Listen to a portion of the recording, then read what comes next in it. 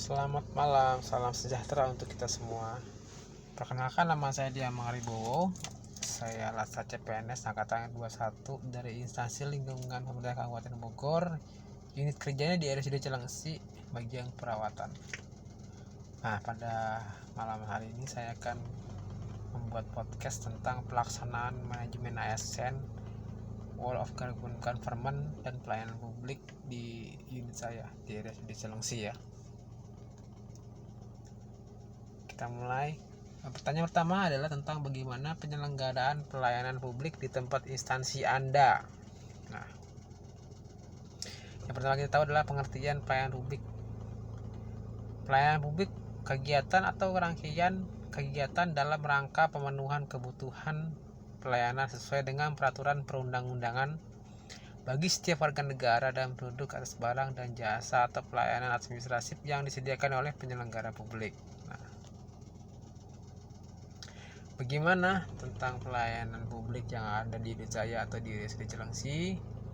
Nah, baik, kita akan coba ulas lebih lanjut. Nah, pelayanan khususnya di RSUD Cilengsi, kalau di saya kan di bagian unit COVID rawat inap biasa. Nah, di situ pelayanannya sudah, kalau saya lihat sudah cukup baik ya. Nah, cuman kalau kita analisis lebih lanjut berdasarkan prinsip-prinsip pelayanan publik, yang pertama tentang prinsip partisipasi, dimana di masyarakat kita harus libatkan dalam waktu pelaksanaan kegiatan tersebut dan evaluasi serta perencanaan.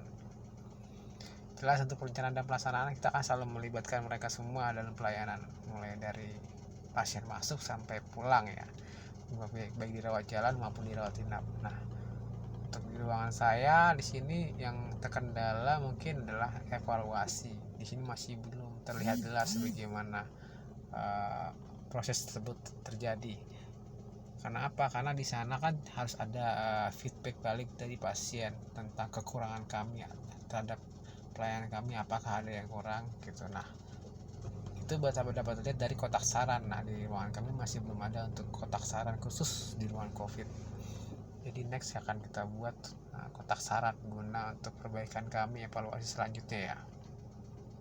Kemudian prinsip kedua tentang responsif adalah cepat tanggap, artinya kita tahu nih apa yang dibutuhkan oleh pasien. Nah, kalau di ruangan kami sih semua hampir staff bersifat responsif, artinya ya tanggap atas kebutuhan pasien, khususnya di ruangan pasien-pasien yang di ruangan COVID. Kemudian tidak diskriminatif ya, artinya pelayanan di RSUD Cilengsi saya lihat secara sejauh ini mengutamakan keprofesionalisme, artinya ya kita tidak membedakan mau dia anaknya pejabat ataupun orang penting, kita memperlakukannya sama seperti pasien yang lain, tidak ada pengistimewaan. Kemudian mudah, murah, efektif dan efisien. Nah, ini yang terkadang menjadi kendala. Bagaimana contohnya? Contohnya misalnya pelayanan di farmasi dan di rawat inap. Bila ada obat di farmasi yang kita resepkan tidak ada atau kosong, maka itu dilimpahkan ke keluarga. Jadi keluarga mencari sendiri keluar. Nah, menurut hemat saya itu suatu yang tidak efektif, artinya akan mendelay pengobatan pasien. Pasien harus cari dulu keluar, itu kan perlu waktu yang lama. Nah, next kedepannya kalau bisa ada link atau ada integrasi dari farmasi RSUD Cilengsi dengan farmasi lain yang menyediakan obat tersebut, jadi keluarga atau pasien tidak perlu jalan keluar, jadi layanan prima kita bisa berjalan dengan baik. Pasien tidak, keluarga dan pasien tidak sudah harus capek-capek keluar, mereka kan sudah stres. Nah, ditambah lagi dengan obat yang nggak tersedia kan lebih stres lagi, karena dia akan mengeluarkan uang. Selama ini kan di COVID itu dijamin oleh Kemenkes. Lanjut, harus berprinsip transparan. Nah, artinya transparan adalah kita harus jelas menjelaskan semua prosedur, biaya, kemudian tata cara persyaratan secara administratif ke pasien atau ke keluarga pasien bila memang mereka perlukan. Jangan sampai mereka tidak mengerti atau belum tersosialisasi, misalnya waktu kunjung. Kalau dia sudah selesai sendiri sih, menurut saya memang untuk poster atau maksudnya apa poster atau aturan yang ditempel masih belum tersedia. Mungkin next memang harus diperbaiki lagi untuk masalah persyaratan atau ada aturan tentang kunjungan keluarga pasien, bolehnya jam berapa itu masih belum tersedia mungkin ya. Jadi memang akan terlihat banyak pertanyaan nanti, nanya ke siapa punya belum ada.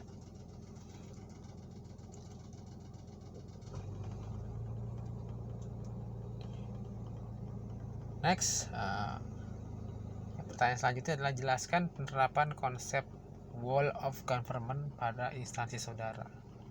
Nah, wall of government sendiri merupakan sebuah pendekatan penyelenggaraan pemerintahan yang menyatukan upaya kolaboratif pemerintah dan di seluruh sektor dalam ruang lingkup koordinasi yang lebih luas guna mencapai tujuan pembangunan.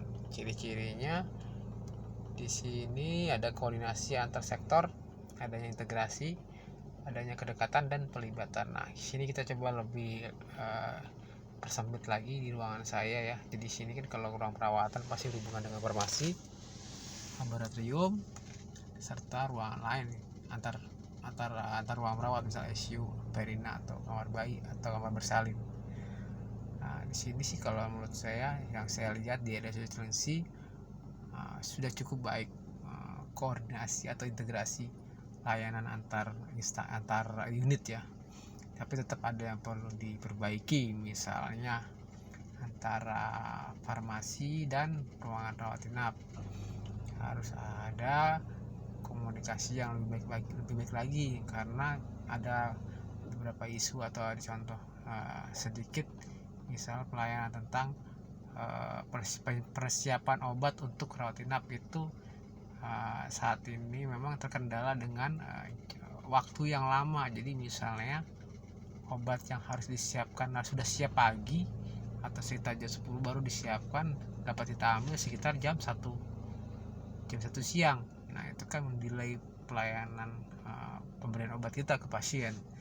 Nah, itu perlu kita kaji ulang atau bisa diperbaiki lagi koordinasi antara pelayanan di rawat inap dengan farmasi, sehingga ya tidak terjadi lagi keterlambatan pemberian obat seperti itu. Atau enggak, yang sering terjadi biasanya kalau di ruangan kami biasanya swab yang terlewat. Nah, itu sering terjadi. Jadi kita mungkin antara bagian laboratorium dengan rawat inap terkadang ada sedikit miskomunikasi gitu, karena memang belum ada jadwal khusus hari ini misalnya di swab berapa orang. Nah, kita ada bukunya kita buat, kemudian kalau seandainya orang laboratorium datang melakukan swab ke pasien kami, dia harus menulis nama pasiennya terus tanda tangan, jadi jelas bahwa mereka sudah melakukan swab, jangan sampai ada yang terlewat. Mungkin itu next perbaikan yang perlu kita lakukan di bagian wall of government, artinya ada kerjasama lintas sektoral yang sudah mencapai tujuan bersama. Itu contohnya. Terus pertanyaan selanjutnya, bagaimana pengelolaan ASN di tempat instansi Anda bekerja?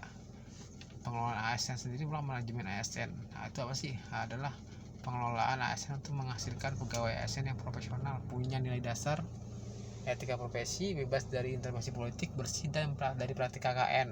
Nah, jadi yang dimaksud di sini adalah bahwa dalam perekrutan pegawai itu tidak ada unsur-unsur KKN, artinya tidak ada unsur-unsur orang-orang penting di belakangnya sehingga pegawai tersebut bisa masuk ke instansi. Nah, kalau yang terjadi di RSUD sih seperti pengetahuan saya saat ini memang proses seleksi pegawai untuk ASN ada dua ya, ada yang CPNS, ada yang PNS dan P3K. Cuman yang ada di resistensi cuman tenaga PNS dan tenaga honorer.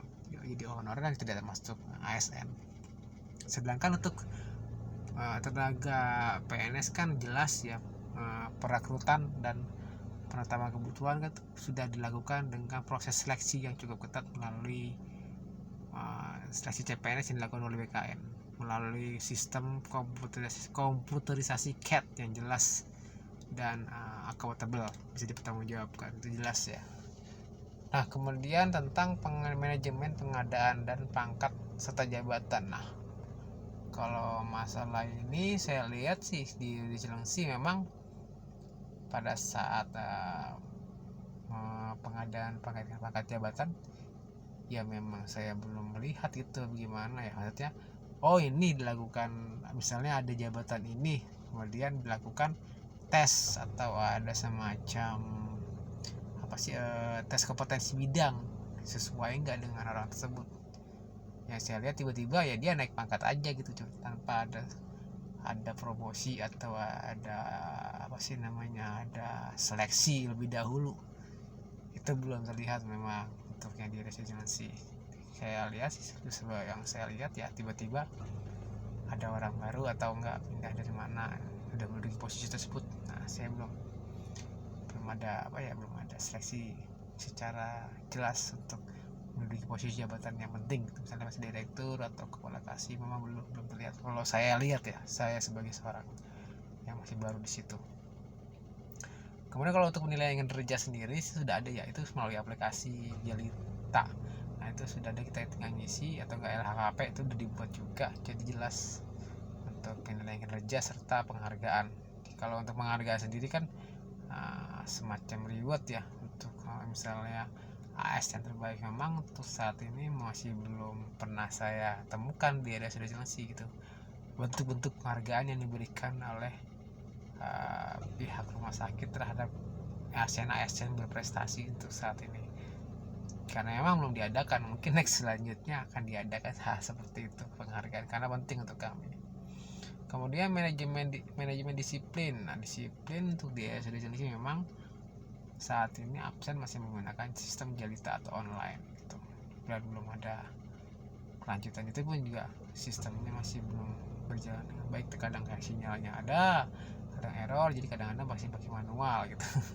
Itu sih kendalanya sebenarnya, jadi emang susah kalau emang terkendala dengan sistemnya ada nih, cuman sistem kurang memadai lah, itu juga perlu diperbaiki lagi selanjutnya.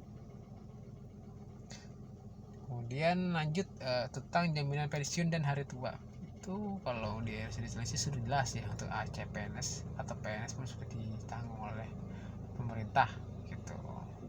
Nah, untuk mutasi ya, ini untuk proses mutasi kan udah jelas bahwa memang aturannya sendiri bahwa mutasi di Cilengsi udah ada aturannya bahwa 10 tahun bekerja di lingkungan Kabupaten Bogor baru bisa mengajukan mutasi keluar kota gitu, atau keluar daerah gitu. Itu juga atas persetujuan dari kepala bidang, tidak sembarangan. Jadi seperti itu. Nah, demikian penjelasan tentang bagaimana sih pelaksanaan WOG, pelayanan publik serta manajemen ASN di lingkungan RSUD Cilengsi. Semoga bermanfaat apa yang saya jelaskan tadi dan bisa jadi bahan pertimbangan dan masukan ya. Terima kasih sebelumnya.